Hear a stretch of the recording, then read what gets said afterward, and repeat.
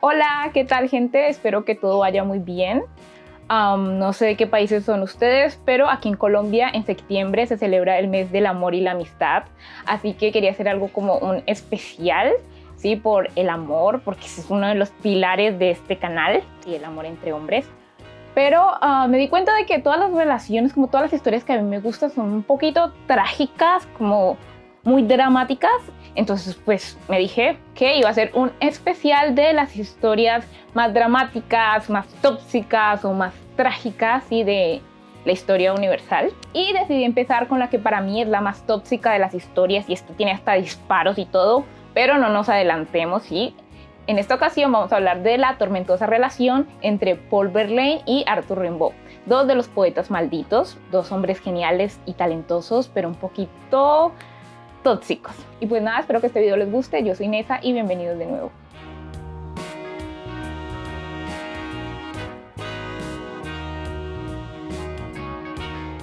Antes de empezar, como siempre, debo aclarar que para hacer estos videos yo consulto muchas fuentes, leo muchas cosas, veo videos, entonces puede que haya algunas imprecisiones con los datos. Yo intento ser lo más rigurosa posible, de verdad, intento como comparar fuentes y así, pero también hay mucha información que se pierde con el tiempo, hay otras cosas que se exageran, cosas que intencionalmente se borran cuando se trata de relaciones entre personas del mismo sexo, pero pues yo intento contar la historia lo mejor posible, ¿eh? Así que espero les guste. Esta historia empieza en 1871 con un muy joven Arthur Rimbaud. Sí, era un chico que vivía en un pueblo y tan solo tenía 16 años. Sin embargo, a tan corta edad ya se había metido en múltiples problemas. Sí, era un chico muy conflictivo, ya se había fugado de su casa 2 veces, había estado en prisión, lo habían tenido que sacar, se había casado, se había agredido a gente. No obstante, a tan prematura edad había ya también demostrado su talento como escritor. Sí, básicamente era un prodigio. Bueno, ¿qué pasa? Básicamente Rimbaud había escrito cartas con poemas a diferentes escritores o poetas, se cree, de París, pero solamente recibió la atención de uno de ellos, Paul Verlaine. Verlaine, que para ese momento tenía 27 años y gozaba ya de cierto prestigio en el círculo de escritores de París, decidió invitar a Rimbaud a pasar un tiempo con él porque pudo reconocer su talento desde que leyó las líneas que le enviaba. Verlaine le envió un pasaje de tren y esta fue la oportunidad perfecta para Rimbaud para huir de su casa. Sin embargo, obviamente Verlaine se esperaba un chico pueblerino, sino se esperaba lo que se encontró, un chico precioso con ojos azules. Después él escribió respecto a esto sobre la impresión que le dio apenas lo conoció, sobre lo perfecto, hermoso que era. Y bueno, Rimbaud llega a París, obviamente Verlaine empieza como a pasearlo por ahí, a presentarlo a otros escritores. O sea, la idea era que fuera un tiempo de aprendizaje para él, pero resultó ser algo completamente diferente. Básicamente el joven Rimbaud decidió vivir la vida bohemia, así, alcoholizarse, ir de taberna en taberna, pelearse por ahí, y pues empezó a ser como reconocido, pero por sus excesos, aunque también por algunos escritores escribieron respecto a él, y pues obviamente la gente podía reconocer su talento, así que impresionaba y escandalizaba al mismo tiempo. Cabe aclarar que para ese momento Rimbaud tenía 16 y Verlaine tenía 27 años y estaba casado con Mathilde Mathieu, que era su esposa de 17 años y que estaba embarazada. A Mathilde no le gustó de nada que Rimbaud se hospedara en su casa, supongo que se había pillado algunas cosillas por ahí. No le gustaba su carácter rebelde y la influencia que tenía en su esposo, obviamente, pero Verlaine estaba hipnotizado con este chico, y esa actitud rebelde, su curiosidad, su genio y también su belleza lo habían embelesado completamente. Pero nuestro querido Rimbaud era bastante problemático, así que se metió en una pelea en un bar con un fotógrafo que era más o menos reconocido y pues lo terminó hiriendo, así que Verlaine pensó con claridad y decidió mandarlo a su casa de vuelta. Yo siento que Verlaine vivía peleándose un poco entre su razón y su corazón, porque a veces tomaba como unas decisiones muy acertadas respecto a Rimbaud, pero luego pues se dejaba llevar también por lo que sentía. Bueno, resulta que Rimbaud encontró la manera de volver a París por su cuenta unos meses después. Llegó y le rogó, lo convenció, lo conmovió. Si leen las cartas de Rimbaud podrán darse cuenta que el chico tenía unas habilidades increíbles de manipulación. Así que bueno, lo convence y aquí ya es cuando inicia propiamente su romance. Bueno, resulta que Paul Verlaine decidió olvidarse de que tenía una esposa y un hijo que para ese entonces ya había nacido y se fugaron juntos a Londres. El tiempo que pasaron ahí fue entre 1 y 2 años, y bueno, aquí empieza como su idilio. Básicamente paseaban por tabernas, museos, bibliotecas, bares y así. Básicamente vivían la vida como bohemia y de enamorados, pero pues también tenían problemas financieros, y porque de amor no se vive. Entonces ganaban algo de dinero como enseñando francés y también con el dinero que la mamá de Verlaine le enviaba. Pero su relación empezó a tornarse conflictiva y empezaron a pelear muy feo. Terminaban, volvían, discutían. y todo se volvió como muy tóxico en ese punto. Además, Rimbaud al parecer seguía metiéndose en problemas con otras personas, entonces Verlaine, como dije antes, él a veces como que pensaba racionalmente al respecto y como que llegó a un punto donde ya no podía más y dijo me voy, y se fue a Bruselas donde vivía su madre. Esto pasó en 1873, es decir que para ese momento Rimbaud solo tenía 18 años. Al parecer en ese momento Verlaine decidió como recuperar su vida y volvió a su hogar para pedirle a su esposa que regresara con él, pero ella le pidió el divorcio. Entonces se supone que Rimbaud le escribió a Verlaine primero diciéndole que por favor no lo dejara, que volviera con él, que no sé qué, pero a Verlaine no le contestó a eso, entonces Rimbaud al parecer volvió como a la casa de sus padres. Sin embargo, un tiempo después, cuando la esposa de Verlaine le rechazó, él le escribió a Rimbaud diciéndole como que si su esposa no iba a volver con él, básicamente iba a matarse. Entonces, en julio de 1873, Rimbaud viaja también a Bruselas y es cuando ocurre el incidente.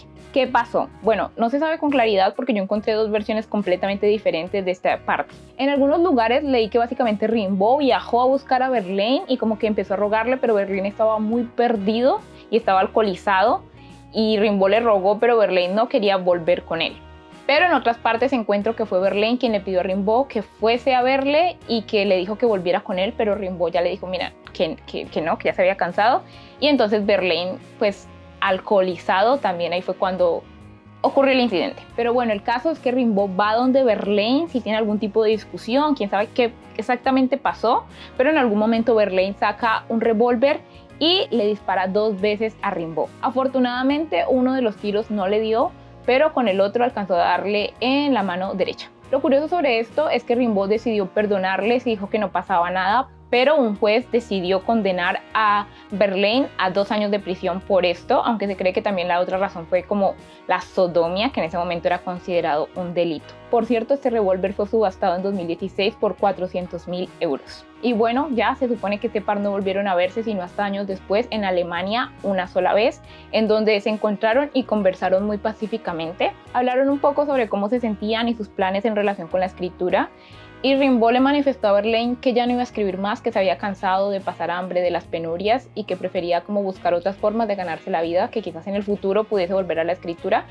Y pues le dejó como su último poemario que escribió a los 20 años, ¿sí? Rimbaud no escribió más que eso. Esta para mí es la parte más curiosa de la historia porque fue una reunión amistosa, ellos nunca quedaron en malos términos y de hecho le dio su poemario, así que seguía como confiando en él. Y aunque no volvieran a verse después de eso, ambos estuvieron muy presentes en el arte del otro. Sobre sus vidas posterior a esto hay que decir que no la pasaron muy bien, sí, supongo que por eso ambos son poetas malditos. Después de que Verlaine fue enviado a prisión, la vida de Rimbaud fue un ir y venir, básicamente intentó como varias cosas, se unió al ejército, desertó, intentó vivir un tiempo del periodismo, también como que viajó a diferentes lugares y finalmente viajó a Etiopía en donde se volvió como un pequeño mercader que como que vendía varias cosillas y finalmente empezó como con el tráfico de armas, con lo que estaba haciendo algo de dinero.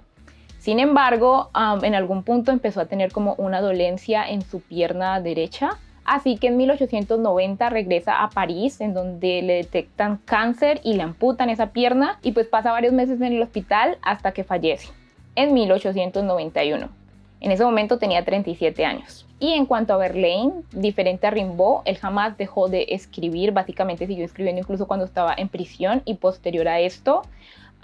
Y él alcanzó cierto reconocimiento, o sea, siempre lo tuvo, pero igual esto no le daba para vivir. Así que se las arreglaba un poco como podía y en 1883 escribe su tan famoso libro Los poetas malditos, en donde se incluye a sí mismo y a Rimbaud. Los poetas malditos fue el texto que lo inmortalizó de alguna manera y que también le dio más reconocimiento tanto a él como a Verlaine y los otros que aparecen ahí. Y pues en 1896 fallece a la edad de 51 años. Ahora, en cuanto a adaptaciones de esta historia, tenemos la película Total Eclipse, que es bastante reconocida, en donde Leonardo DiCaprio interpreta a Paul Rimbaud, obviamente, porque tenía que ser alguien precioso y quién mejor que Leonardo DiCaprio en sus 20s. Y David Thewlis, o algo así, interpreta a Verlaine. Obviamente en la película había un evidente interés de que se notara la diferencia de edad entre ellos, sí. Sin embargo, es una película magnífica. Los actores, la verdad es que la dan toda. Tiene unas escenas bastante interesantes. Y creo que Leonardo DiCaprio es muy bueno haciendo de joven problemático. De verdad, su interpretación es de ambos. Me gustó. Pues yo la vi hace tiempo, pero sí me gustó. Aunque no sé qué tan precisa sea con respecto a la historia. Obviamente es como el drama.